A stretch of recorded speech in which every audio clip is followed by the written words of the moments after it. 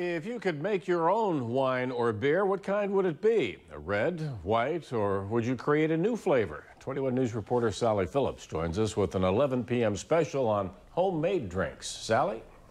Well, Bob, the process is so simple. It just takes a few steps to set up a batch of beer or wine. A local man who sells at-home kits has won awards for his concoctions, but every aspiring brewmaster or vintner has to find a taste for it, him or herself.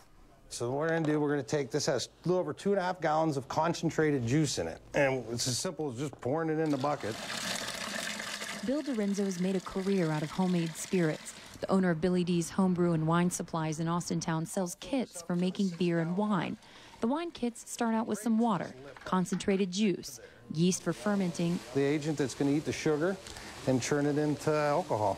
and even a little oak sawdust. Simulate the same thing as being in an oak barrel. After mixing the ingredients, it takes weeks of wait. So you're looking about 2.5 months, and you could be drinking this. It's a red. Whites are about a month quicker. Bill also sells kits for making beer, which take 5 weeks to finish. This is a Belgian beer, so it has a lot different things in it. Light candy. Belgian beers have Belgian candy in it. He offers several juice flavors, from Pinot Grigio to Merlot. With shelves of juices and grains from all over the world, you can have your pick. So there's so many different regions that they can have the same grain, but grown in a different region is going to make different. Their malting process. Do-it-yourself wine and beer are gaining popularity because the process is simple and cheap. The economy the way it is, people aren't going out as much, can't smoke when they go out anymore, so they decide they can have more fun doing it at home. Kits and supplies make dozens of bottles and cost between $150 to $180. When you make your drinks from an at-home kit, it really cuts down on what you'd pay in a store. For instance, a bottle of wine costs less than $2, and a bottle of beer about 60 cents.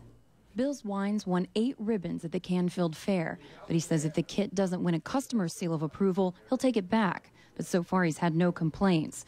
Bill says people enjoy making their own drinks because you can use flavors and different hops to make your brew your own.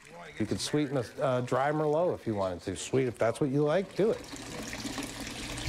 Now, Bob, we talked to some customers who say they make maybe 1 batch of beer a year. Others make about 5 batches a week. So it's really kind of a hobby for all interest levels. Is there any safety concerns for brewing your own wine or beer? Well, really, not that none are known. It appears safe because it seems there are no known pathogens in fermentables. So, as Bill says, the only way you're going to get sick is by drinking too much. Don't want that to happen. Right. All right.